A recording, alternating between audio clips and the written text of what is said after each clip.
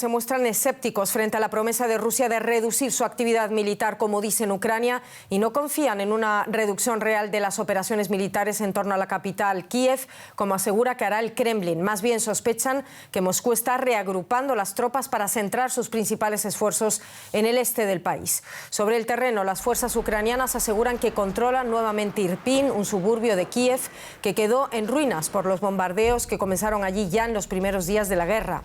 Washington advierte de que Moscú podría estar preparando una gran ofensiva en otras zonas del país.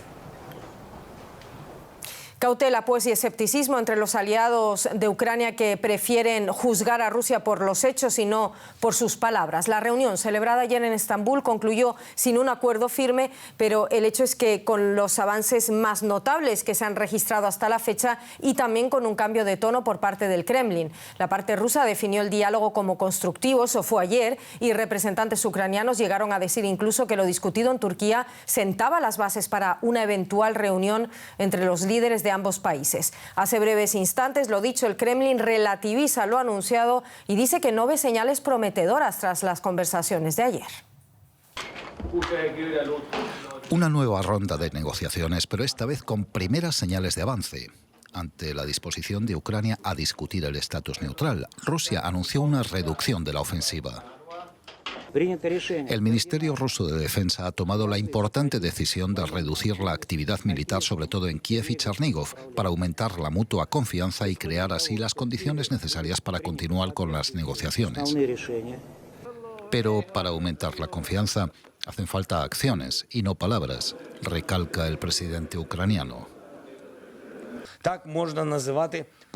Sí, podemos decir que hay señales positivas, pero esas señales no pueden silenciar las explosiones de los proyectiles rusos.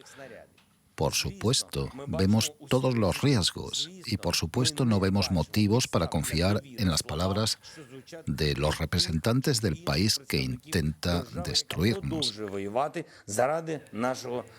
Las declaraciones de Rusia se reciben con escepticismo en Washington. Debemos tener claridad sobre lo que ocurre en el terreno.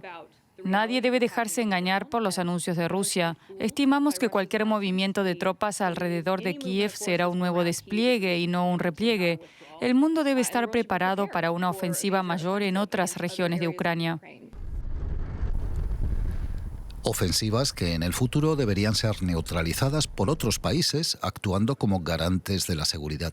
Una idea que Kiev propone a cambio de la neutralidad y de prescindir de la membresía en la OTAN. Si las conversaciones bilaterales progresan, será más probable un encuentro a nivel de mandatarios de ambos países. Escepticismo ante esa promesa rusa de desescalar el conflicto alrededor de Kiev. Conectamos allí con el periodista Mikel Ayestarán. Mikel, militares ucranianos advierten que del retiro de tropas rusas alrededor de Kiev y Chernigov solo busca engañar. ¿Cuál es la situación donde te encuentras? ¿Se han reportado ataques en Kiev este miércoles?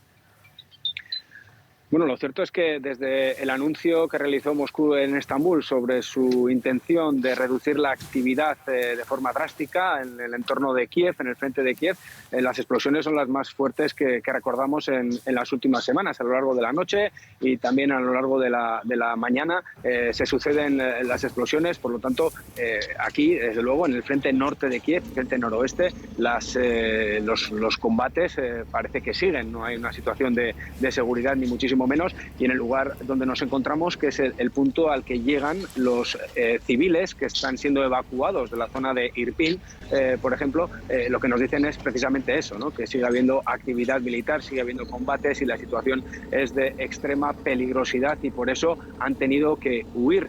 Y ocurre lo mismo en Chernigov, ya que el alcalde de esta localidad situada a 130 kilómetros del norte de Kiev ha informado esta mañana que desde ese anuncio que se produjo en Estambul, los bombardeos son los más duros que recuerdan.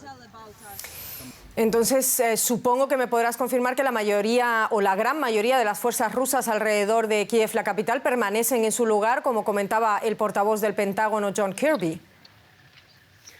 Yo no lo he podido comprobar con mis propios ojos porque no se nos permite cruzar el río Irpin, el paso está cerrado, pero la impresión que tenemos desde este lado, sobre todo con los sonidos, con los estruendos, escuchando al cielo rugir, como está rugiendo, como lo ha hecho a lo largo de toda la noche y todas las últimas horas, la impresión es que las tropas siguen allí y que siguen los combates. Mikel, llevamos 35 días de combate. ¿Cuál crees que es la estrategia entonces de Rusia? ¿Crees que estamos ante un reposicionamiento y no ante un verdadero repliegue? Esa es la teoría que defiende el Ministerio de Defensa ucraniano. Ellos dicen que los rusos han tenido que replegarse debido a la fuerte contraofensiva de sus fuerzas especiales y que ahora mismo buscarían un refresco en Bielorrusia para reponer fuerzas, reagrupar a sus unidades y después volver a atacar con intensidad. Hay que recordar que los rusos llevan un mes intentando llegar a Kiev y no han conseguido entrar ni en uno solo de los barrios de la capital. Han tenido problemas con las líneas de suministro, han sufrido muchas emboscadas y ahora mismo la teoría, desde luego, del Ministerio de Defensa ucraniano es la que tú señalas, que estarían buscando ganar tiempo de cara a lanzar una nueva ofensiva. Además, también desde el Ministerio ucraniano alertan que cualquier movimiento de tropas desde este frente lo que va a suponer es un reforzamiento de la posición rusa en otros frentes, sobre todo en el Donbass. Mikel, me hablas de esos refugiados que han salido de Irpin. ¿Cómo se encuentran? ¿Qué te cuentan?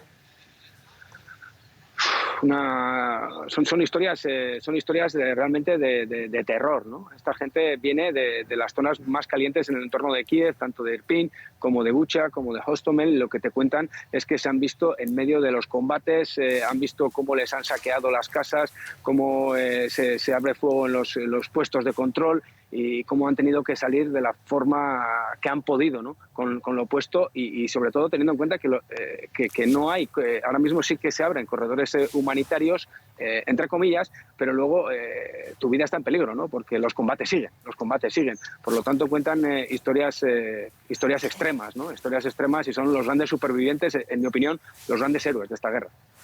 Muchísimas gracias por todo esto, Mikel Ayestarán. Gracias a vosotros.